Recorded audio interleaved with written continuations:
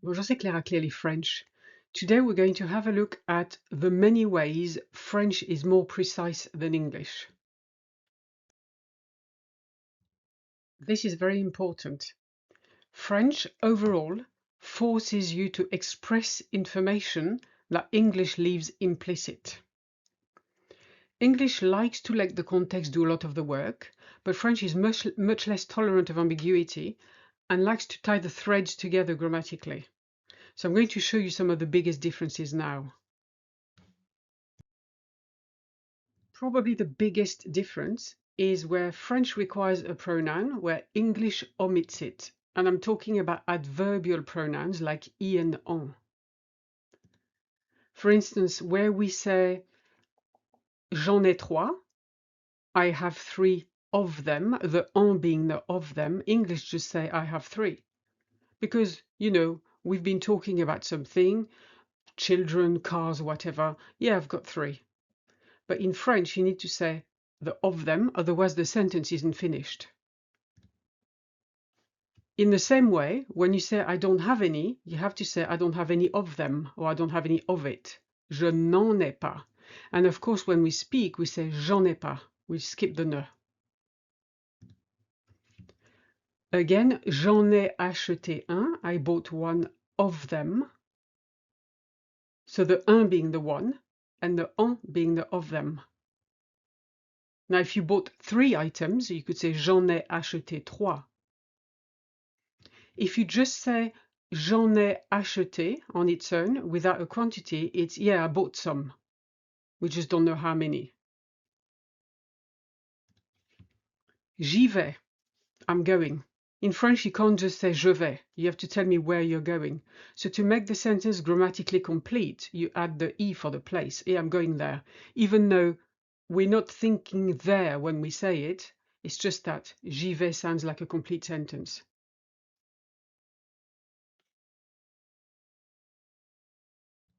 The other pronouns that are always expressed are the relative pronouns like qui, que, and dont.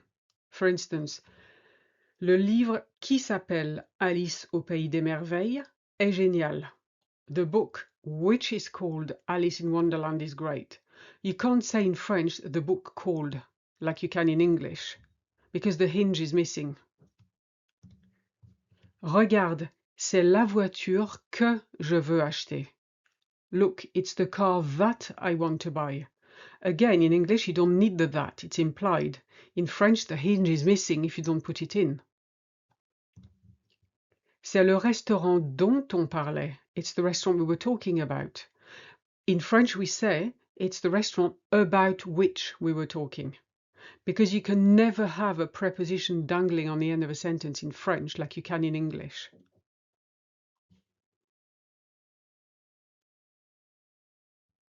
About pronouns again.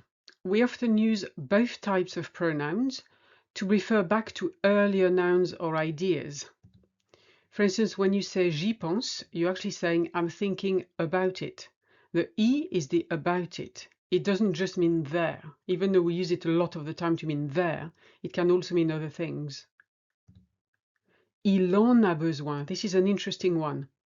He needs it. Because in French we say he has a need of it. And the en is the of it. C'est ce dont on parlait l'autre jour. That's what we were talking about the other day. This is quite complex because we're saying that's the thing about which we were talking the other day, what we were talking about. Again, in English, the about is after talking. In French, it's not possible. So you have to stack it all in the middle.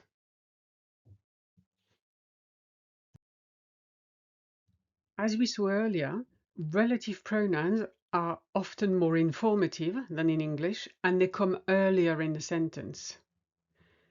C'est la visite à laquelle je pense. It's the visit I'm thinking about. But we have to say it's the visit about which I'm thinking, because you can't have the about at the end of the sentence.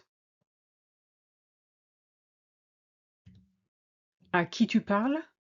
Who are you talking to? You see how in English you've got the to on the end. In French you have to say to whom are you talking?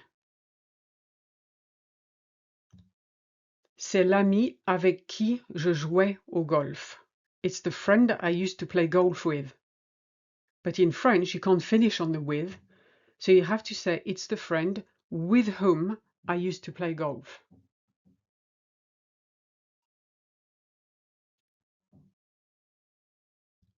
Another thing we do in French is to specify location more precisely. In English, you're happy to just say we're eating out. In French, you tend to say on mange au restaurant or on mange dehors, at the restaurant or outside, literally in the garden. Now, I know a lot of French people say on mange dehors to mean both of them, but you would tend to specify anyway. We're going out, love this one, and it's a UK English thing. It means you're going to the restaurant and then you're probably going clubbing or doing a pub crawl, but in French you can't just say out, you just can't express it. So you'd have to really specify what you're doing. On mange au restaurant et on va en boîte après. We're going to the restaurant and then we're going clubbing afterwards. And of course the infamous on the side in UK English. Don't tell me the keys are on the side because I'm French and I don't know what the side is. The side of what? In French we would say les clés sont sur la surface de travail, on the work surface, sur le buffet, on the sideboard, sur le meuble, on the unit, etc. You have to specify where they are. Don't just tell me it's on the side.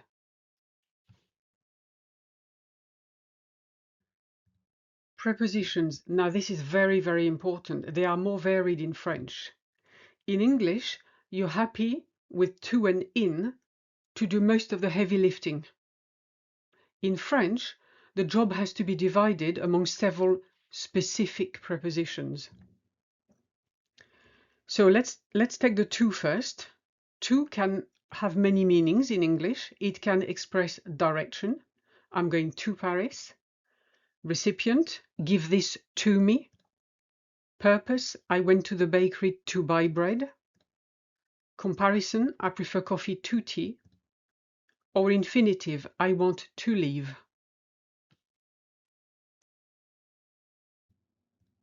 Now you can't do that in French. You have to distinguish between direction, je vais à Paris, recipient, with a pronoun, donne-le-moi or donne-le à Nathalie, pronoun or preposition. Purpose, this is probably the biggest one. Je vais à la boulangerie pour acheter du pain. I go to the bakery in order to buy bread. The in order to is expressed with a pour in French and you can't leave it out. Comparison, je préfère le café au thé or le thé au café. Infinitive, je veux partir. Now here we don't use a pronoun or a preposition or anything. It's the ending of partir, the IR, that expresses the to.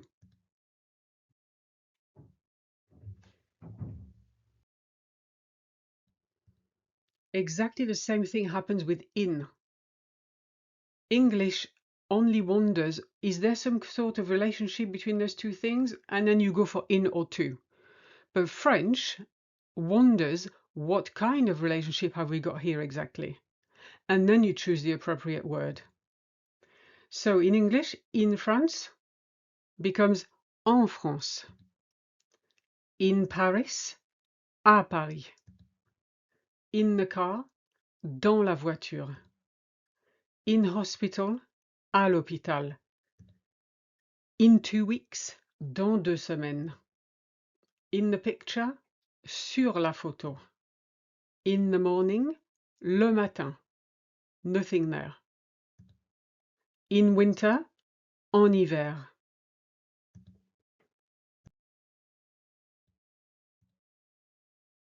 Now the other thing we do is use the ne que, which is only, a lot more precisely. We don't always do it, but we can, whereas in English you don't really. Let me explain. If you say in French, je ne vais à la gym qu'une fois par semaine. In English you say, I only go to the gym once a week. In French, we specify I go to the gym, but only once a week, which is why the que is before une fois.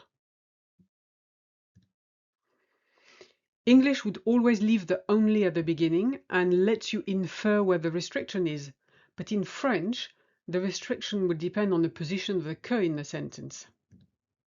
Same sentence, but we've moved the que. Je ne vais qu'à la gym une fois par semaine. I only go to the gym once a week. Same sentence in English, but you would say and nowhere else. So I go to the gym once a week and nowhere else. This is what the second sentence means.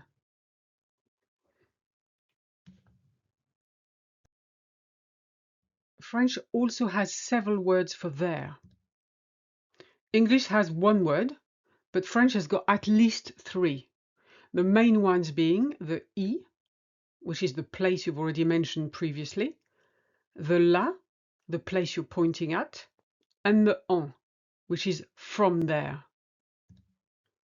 J'en reviens. I'm coming back from there. Mets-le là. Put it there. You're pointing to where to put it. Ils y sont. They're there. The place we previously mentioned.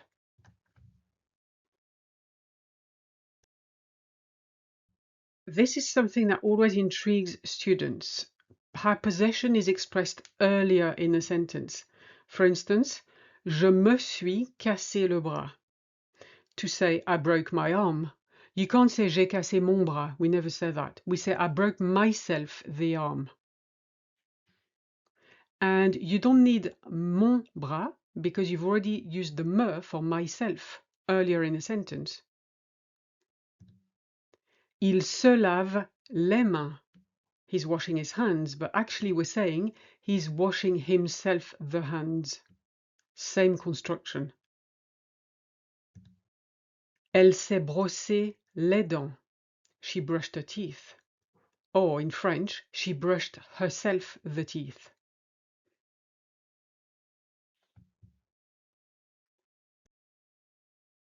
Another difficulty with French is the difference between c'est and il est. And you have to remember that we don't like using the unspecified it for specific people or objects. For instance, if you say c'est génial, it means it's great. The it is the non-specific it. It refers to this whole thing or this whole situation is great. In the same way, when you say ça me paraît difficile, it seems difficult to me. This whole thing or situation seems difficult to me.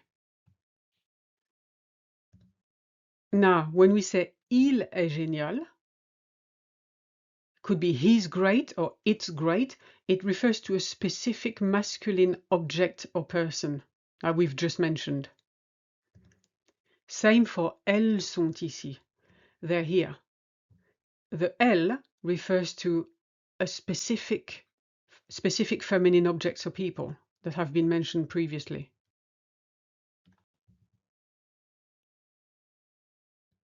Now, this one is a big one. Time expressions.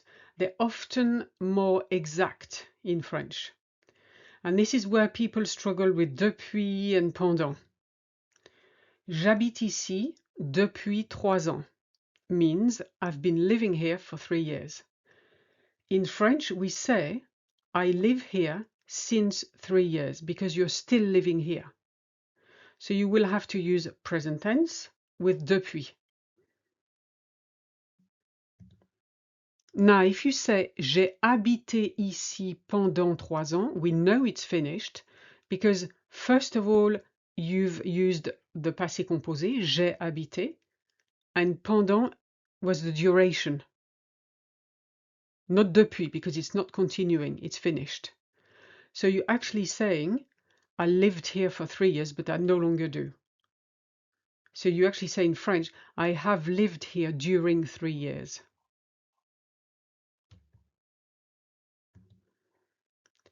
Elle est partie au Canada pour 2 ans. This is the only time you can use pour with a time expression. She left for Canada for 2 years. It means specifically she has just left.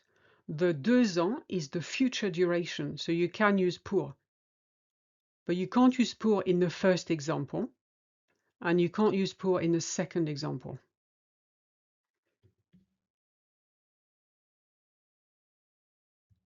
The interesting thing about comparing French and English is that you will always have exceptions to the rule. So I'm going to show you a few situations where French is actually more vague than English.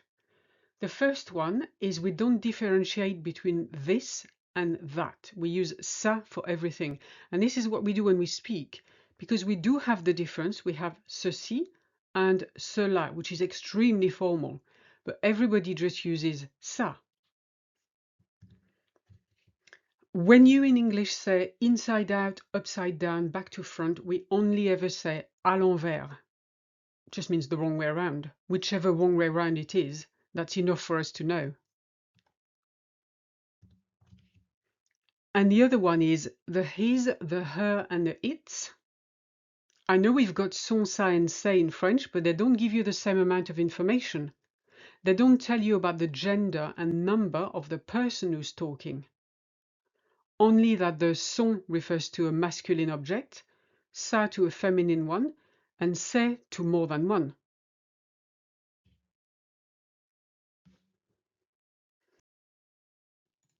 If you like this video and would like to support me, I would really appreciate if you would leave a small tip by clicking the Ko-fi link in the description.